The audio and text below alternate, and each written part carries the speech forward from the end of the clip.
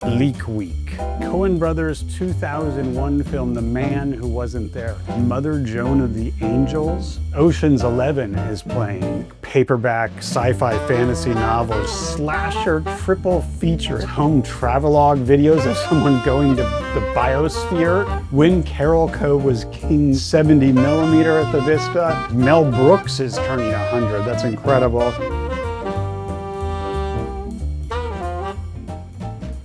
Hello and welcome to MovieTown, the revival cinema show.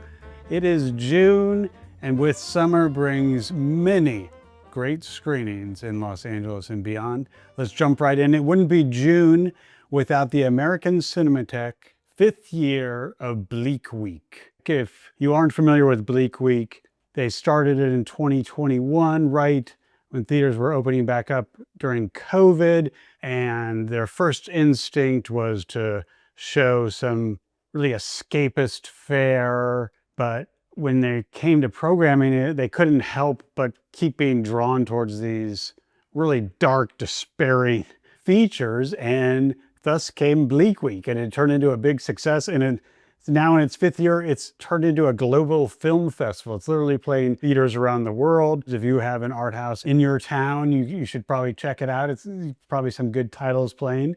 So my picks for here in Los Angeles at our American CINEMATHEQUE, I start with the Coen Brothers' 2001 film, The Man Who Wasn't There. This is their black and white, like kind of noir, tinged with a slight bit of comedy, but pretty depressing noir, starring Billy Bob Thornton as this chain-smoking barber leading a really normal life in kind of a small central Californian town, and his wife Frances McDormand is having an affair with James Gandolfini. Tony Shalhoub has one of my favorite performances of the film in a small role. Same with Scarlett Johansson, who plays the daughter of one of the kind of acquaintances of Billy Bob Thornton in town. He comes to be enamored with her piano playing, almost like a touch towards Lolita style. And, you know, it's really not one of the Coen Brothers movies that screens too often, I feel like, on the revival scene. And of course, there are some big ones that screen a lot. Fargo, Raising Arizona, you know, just so many of their titles. And this film really reads as a noir with the black and white, but it does have this kind of deadpan comedy to it. It's not nearly on the level of Fargo and as many laughs, but it's got just this oddity to it. And I wonder if it will, because of that, kind of like slowly people will find themselves getting into the comedy of the film more as the years go by. I think when it was initially released, it was a little too dark and depressing to really find an audience initially. And so also at Bleak Week, they're honoring Isabelle Huppert with a tribute of films. In that section, I picked out this is one of their most recent films in the Bleak Week series, is Paul Verhoeven's 2016 ELLE. And I really like this film. It stars Isabelle Huppert as the president of a video game company. And I like that we're starting to see that more as this kind of corporate, you know, tech company style thing, if you will. And they produce some pretty out there games, like with real sexually explicit content in some way. And that kind of bleeds over into this weird psychosexual neo-noir thriller that the movie becomes. And I think because it kind of came out in this weird period of the late 2010s, where I'm not sure if too many movies in that zone really stuck or are sticking with people. I mean, some of it is the time, but I feel like this one has the potential because of her performance, and that tie to the video game world is so unique, even for movies these days. And then the other two are films that I've never seen before, just being introduced to, that just sound amazing. The first is Mother Joan of the Angels. This is a Polish film from 1961 playing on 35 millimeter nitrate. And it's about a group of nuns in the 1600s who a priest goes out to investigate a case of demonic possession, and it goes from there. It sounds awesome. And then Letters from a Dead Man, the Russian film from 1986. Somewhat the title reminded me of Letters Never Sent,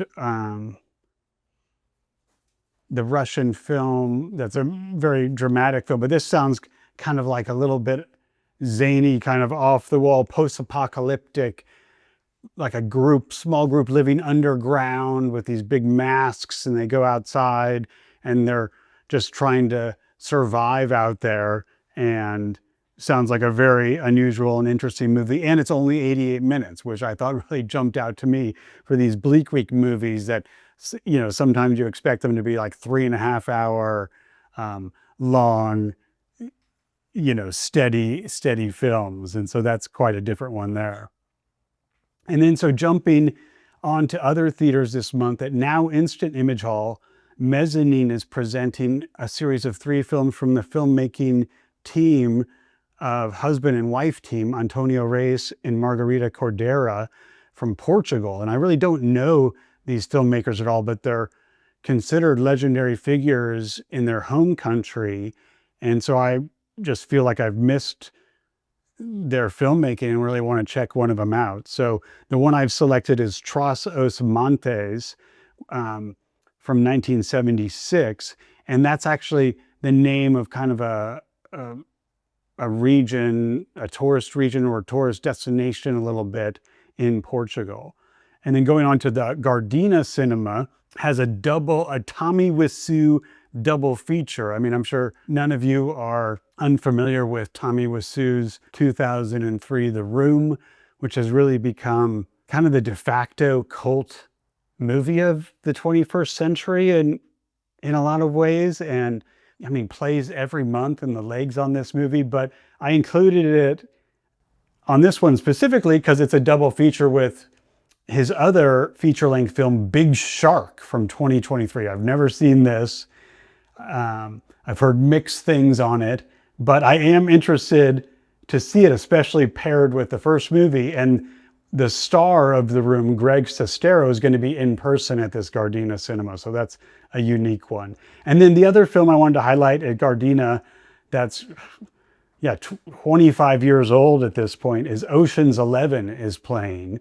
And I feel this movie really is kind of underrated still as just a great example of Hollywood filmmaking of this era. Even a little bit of a bygone era of like the star-studded all-star team opening that Ocean's 11 was, but the filmmaking is so brisk and the characters and acting so high level.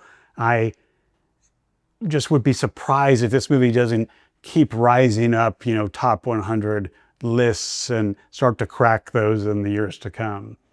And over at WHAMMY, of course, they have their Stuck on VHS series that I love, movies that came out, made it to VHS, but then have never made it to DVD or Blu-ray, and so they're stuck on VHS.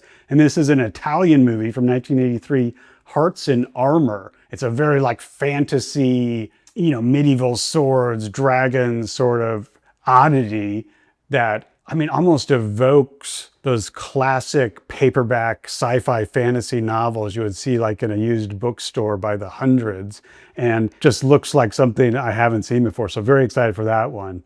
And then downtown this month at the $1 Million Theater is an incredible triple feature on Father's Day from Secret Movie Club. They're showing all 3 of the Indiana Jones movies in 35 millimeter.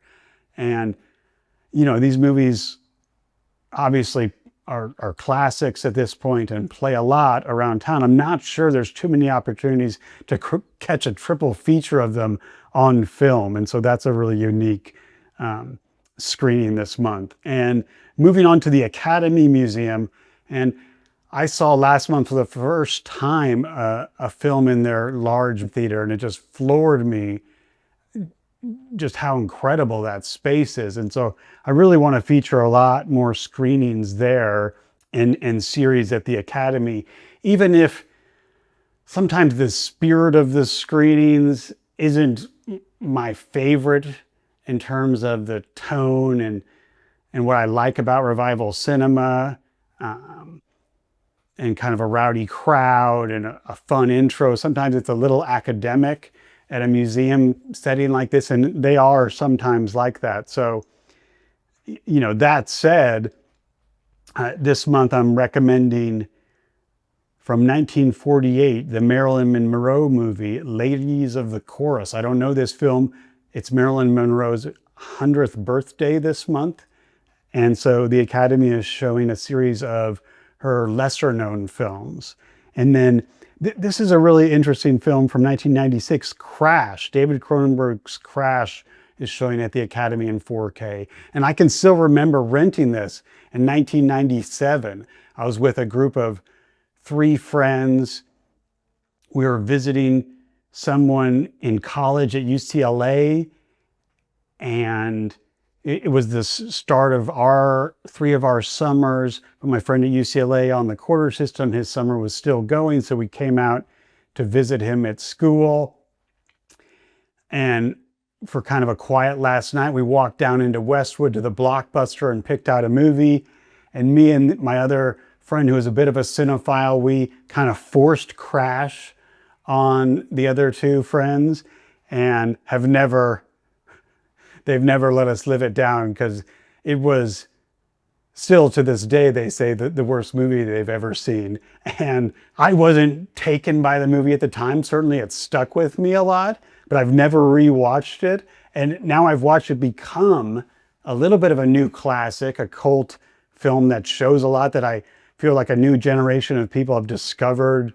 And I mean, it's one of kind of Cronenberg's most screened films these days. And so I think it's time I revisit that. And so I really want to check back in on Crash. And then this is just a really unique series, very special to be in LA where these kind of things happen. But the director, Guillermo del Toro, is presenting a series of 5 Hitchcock films, along with in-depth lectures, they say. You know, so we'll see if he can retain a more fun tone that he's known for, or if it's going to feel a bit academic. But the 5 film screenings are fantastic. I chose to highlight I Confess in 35mm. All the films are in 35mm. And they're actually, I believe, I was able just to get tickets to this one before it sold out. And so they're just standby now, but that theater is enormous. So certainly a large number of people will get in on standby. And this is right in the heart of Hitchcock's golden black and white age in 1953. And it's his only film with the actor Montgomery Clift. And so I think for that reason, it really is a bit of a unique feature in his work. And so I'm really excited to see that on film there. And then going over to 2220 Arts and Archives, this is a film being presented by a triumvirate of film presenters in town. The LA Film Forum, Easy TV, and Hollywood Entertainment are showing the movie The 21st Century Odyssey from 2007. And this was something that Easy TV at its time had shown during the period when they were showing material in LA. And what really jumped out to me about this one is that it has some, part of the description is that it features like almost home travelogue videos of someone going to the biosphere outside of Tucson, Arizona. When it opened in the 90s, it was a huge deal. And so I think that's a really interesting, quirky feature of this movie. And then this is a Greg Araki I had never heard of, his first feature, 3 Bewildered People in the Night, presented by Dirty Looks. This is from 1987, a black and white film. It looks like it was shot on 16mm, And I don't know anything about it, but it's kind of fun to discover that there's some unknown Greg Araki movie to me out there. And, you know, sometimes these early features of directors stay unknown for a reason, but I still think it's interesting to seek it out and see what was there in a first movie. And then moving on down south to the South Bay, there's a new theater getting into the repertory game in Newport Beach, the Lido Theater, kind of a classic old school, large single screen theater down there. And they're showing mostly kind of pretty standard classics and new classics fare. One that jumped out to me there was they're showing Field of Dreams on Father's Day. This feels like a very good Father's Day film. In the summer, baseball, a father-son movie ultimately. So I think that would be a good one to check out, the Lido. And then moving on to the Culver for another baseball themed movie, they're showing Michael Ritchie's 1976 classic, The Bad News Bears, with Walter Matthau and Tatum O'Neal. And, you know, this movie holds up so well. And, you know, I recommend it to my friends with kids, and some of them have a really hard time because it does feature some really outdated language and characterizations. You know, I still think it's good to not shut those things in the closet, especially when they're this good, and just deal with them for when they are and how they're being presented. So highly recommend The Bad News Bears if you're, you know, part of a generation that missed that. And then, you know, in addition to Bleak Week, this is my other favorite film series going on this month. It's at both the Vista and a few features at Video Archives. When Carol Co. Was King series. This is the indie action thriller studio that was behind a lot of the Stallone and Schwarzenegger movies of the 80s and 90s. They really got their start with First Blood, the first Rambo movie, and went on from there. And so of the movies to feature, I'm starting not at First Blood, but at Rambo, First Blood Part 2, one of the best sequel titles of all time. This is directed by George Cosmatos from 1985, and it's showing in 70 millimeter at the Vista. And this is one of the best action sequels I can think of. It is just so bare bones and gets to it right away. It's really iconic in a way that's unusual for a sequel, in that the version of Rambo we think of is not who John Rambo is in First Blood, but who he appears as in Rambo First Blood Part 2, of just this completely ripped, shirtless guy in the jungle, you know, going on a riverboat, wrecking havoc. There's like over 100 kills in this movie, and it's like only 90 minutes long. From the jump, it's just off. And I love how it's like kind of picks up from First Blood. Rambo's in prison. Murtaugh, who is tracking him down in First Blood, says he has a potential chance for him to redeem himself in Vietnam. And he goes off to investigate whether, on a rather shady mission, investigating whether there are still American POWs being held in Vietnam. And it becomes a one-man army movie of him against this Vietnamese jungle guerrilla group and a contingent of Russian soldiers. And the movie, I also, you know, it's so different from almost what you expect of the typical kind of screenplay where the mission is presented to the protagonist early on, and he always turns his back on it first, only to then do it later, but not in Rambo 2. Rambo 2's offered the mission, and he immediately says, yes, I'll do it. And so other movies showing as part of this Caracol series are The Silent Partner and Narrow Margin, a great double feature on 35. And then this one is actually probably the title I'm most excited about this month that it's showing. It's one that I've been waiting to see a theater show it, and it's being shown in 70 millimeter at the Vista. Just an incredible opportunity to see this film. and it's called Mountains of the Moon from 1990, directed by Bob Rafelson, most famous for Five Easy Pieces. And this is an adventure explorer film about two explorers going to Central Africa in the 1800s, two British explorers looking for the source of the Nile River. And of course, encountering every sort of obstacle along the way. And I just remember seeing this. I've only seen this on VHS as a kid in the early 90s, and still think about this incredible earwig scene. Like, earwigs mean something to me because of this movie. I think about them all the time.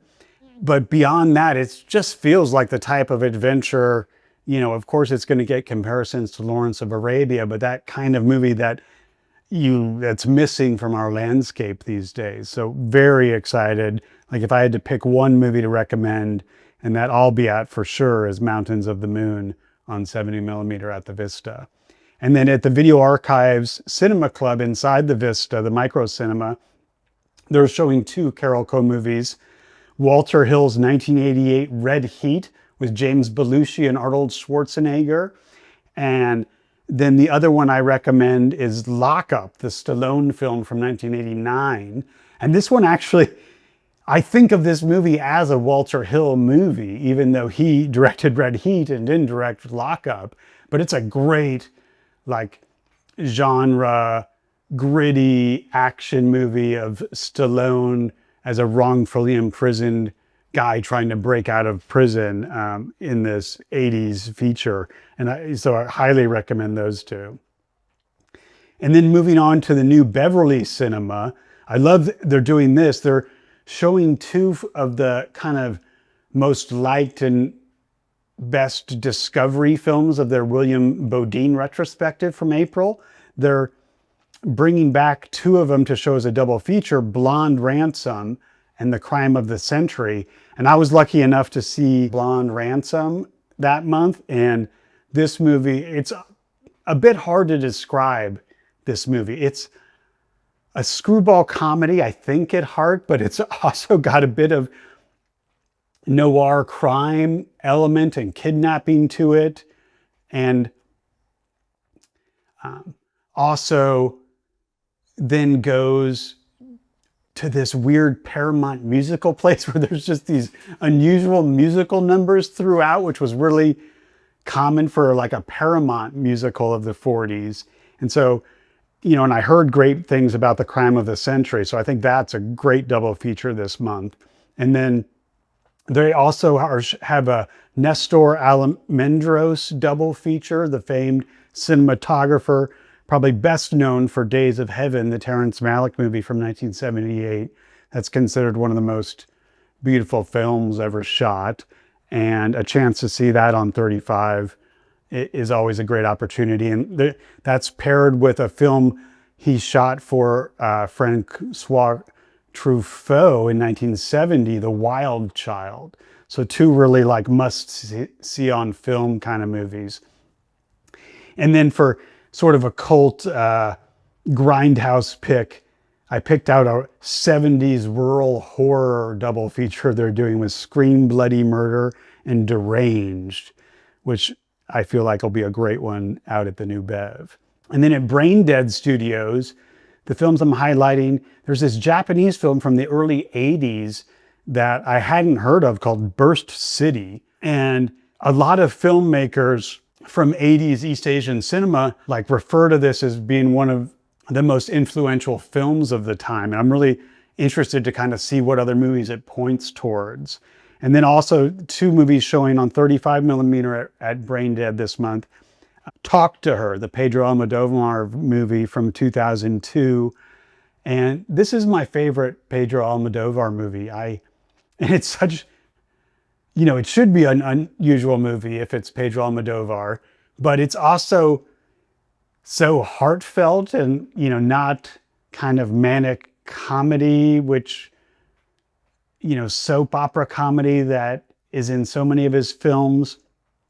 It's kind of a little bit straightforward, even if it's a very creepy movie ultimately about a rape of a woman in a coma.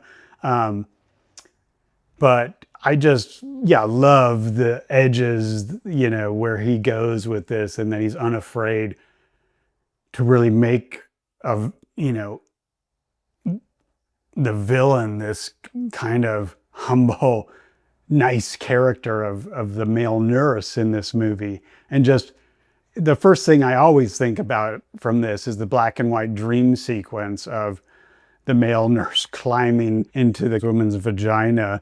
And of course, that's, we find out later, kind of the metaphor for him raping her, and impregnating her. And, you know, still that final scene of the male nurse's friend going to see this woman who's come out of her coma in a dance performance is just such a powerful ending for me. And then the other movie showing on film here is Stolen Kisses, the Truffaut movie from 1968. And I've actually only ever seen in Truffaut's Antoine Doinel series, I've only seen The 400 Blows. But he went on to make 3 other feature films and 1 short film with the character and with the actor, the child actor. And so this is Stolen Kisses. This is the first feature to come after The 400 Blows. And I've always wanted to see it, and for some reason just haven't done it yet. And so I'd really like to catch that one. And then at UCLA Film and TV Archive this month, they're mostly taken up with a series of new Iranian films, contemporary films. But I wanted to highlight one movie later in the month on 35 millimeter, Legacy, the Karen Arthur movie from 1974. And this movie made a mark when it came out in 74, and has since kind of been lost or forgotten a lot, except for very specific pockets of cinema. And I think it sounds fantastic. It's about a Texas matriarch, like destroying all of those around her. And, you know, a Texas matriarch in the 70s, it's got a very like Larry McMurtry melodrama vibe to it that really appeals to me. And so moving on to Vidiots, you know, I've seen on calendars this month a few attempts to have soccer movies to coincide with the World Cup that's starting on June 11th this month. You know, we've got a bunch of games going on here in LA. And there's just a kind of a dearth of soccer movies, I feel like. And a lot of times, you know, some movies are stretched a little bit to present as soccer movies. And this is an interesting one called Onda Nova, a Brazilian movie from 1984. I actually saw this last year. Mezzanine presented it at 2220 Arts and Archives, and I really liked it, but it's not quite a soccer movie or sports movie, certainly. It's kind of in the soccer realm. It's about all-girls soccer team shortly after women's soccer and girls soccer teams were actually, they were illegal in Brazil before. They weren't allowed to have formal leagues. It was just pickup games and what have you. There was no organization to it. And in 1983, that changed. And so this movie is about a team in that early period, but it's really more of kind of a sexual escapade. Like there's softcore sex scenes in it. There's like, you know, some murders in it. It's a really unusual movie. I like it a lot. And, you know, I like that people are trying to show it, you know, as a soccer movie, but I really wish there was just like the perfect soccer movie to be showing this month. You know, as a movie that's not a part of any series this month that I just love that this is still showing, it's showing at Vidiots, Kids in the Hall Brain Candy from 1996. Of course, this is the feature film of the comedy troupe Kids in the Hall, one of my like absolute favorites from the 90s. I loved Kids in the Hall. And this movie is, to an audience today, 30 years later, I think it's going to be really shocking in a really good way. I think the laughs are going to be incredible with a crowd. It's about like the development of a happy pill, if you will, that is starting to take over. And, this was at a time when antidepressants were really, hitting the market and making a big dent in the culture. And this was like, the pill, so they're really doing a send up of that. And of course, they're playing multiple characters, often as women. And Scott Thompson, one of the members of Kids in the Hall, is going to be at this video screening in person. And so that just sounds awesome. And then also at Vidiots this month on 35mm, they're showing Predator, the John McTiernan film from 1987, considered a classic at this point, certainly of the action genre. And they're having the actor Bill Duke, who's a supporting role in this film. They're showing a few of his film and he's coming out for Q&As with those. But any chance to see Predator on 35mm, I think has to be taken. And then down at the Frida Cinema in Santa Ana this month, I'm finally getting out to see it on 16mm screening. They're doing a secret 1981 slasher triple feature at the Frida. And I can't wait to finally cross paths with See It on 16mm. They have great screenings every month, and I'm just going all in on this triple feature. I mean, slashers, 1981 was really the height when there were probably more slasher films ever made. Everyone was trying to get in on the genre, and then it really dipped down after that. So really interested to see what films make the cut there. And then I also highlighted A Knight's Tale, the Heath Ledger film directed by Brian Helgeland from 2001. And I highlighted it this time because Shannon Sossamon, the kind of love interest and actress from the late 90s, early 2000s, who I really like, is going to be there in person. I'm just kind of excited that she's still around and coming out to some screenings. So that's really cool. At the Art Theater of Long Beach this month, there's a horror festival the first weekend of the month put on by Shock A Go-Go. They're showing like 8 horror features over the course of Saturday and Sunday. Another 100th birthday this year is Mel Brooks is turning 100. That's incredible. And so the Art Theater of Long Beach is doing a secret birthday double feature on 16mm. So very interested to see what films of his they choose. At Old Town Music Hall, I highlighted like a pre-code Peter Lorre movie from the 1935 Mad Love that they're showing in the early part of the month. And then for one of their silents with musical accompaniment on the Wurlitzer organ, Flesh and the Devil, which is just a fantastic title. So I had to feature that.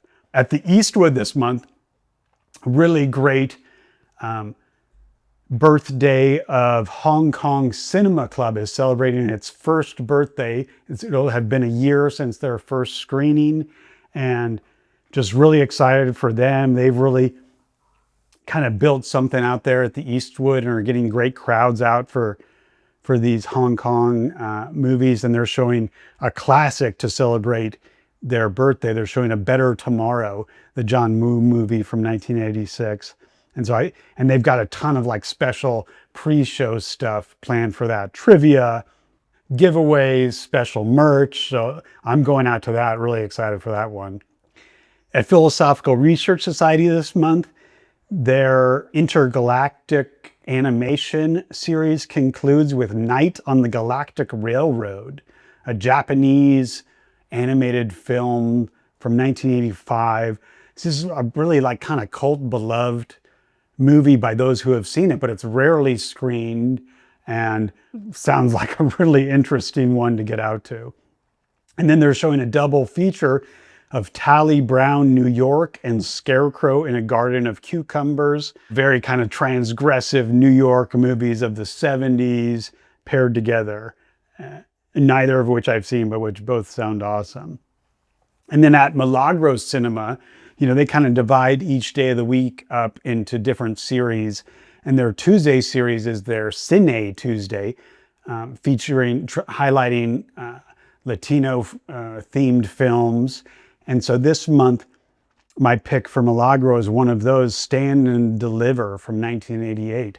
the Edward James Olmos, Lou Diamond Phillips film. It's fantastic. Edward James Olmos plays, you know, the teacher who kind of cares too much almost about his students and is pushing his kind of lower class, poor students, gang member students in 80s LA to push them to take AP calculus. And anybody who's gone through AP calculus, I think, can really relate to this movie. But it's one of my favorite, like, teacher at a troubled school genre. And I think it's really fantastic and definitely worth checking out. And then the last pick of the month is at the Fine Arts Theater of Beverly Hills. They're really ramping up their repertory at this theater. I've seen movies over the year there, but now they've got a full calendar and tons of stuff throughout the month. They have a Wednesday with Welles series, and so I'm highlighting one of those, the 1958 Orson Welles film, Touch of Evil, which is just a fantastic noir set on the border. If you've never seen it, with Charlton Heston playing a Mexican-American man kind of caught on the border. And so I think that's a great way to close out the month. So love to hear what you're planning to see. Let me know in the comments, and I'll see you out at the cinema in June. Thanks.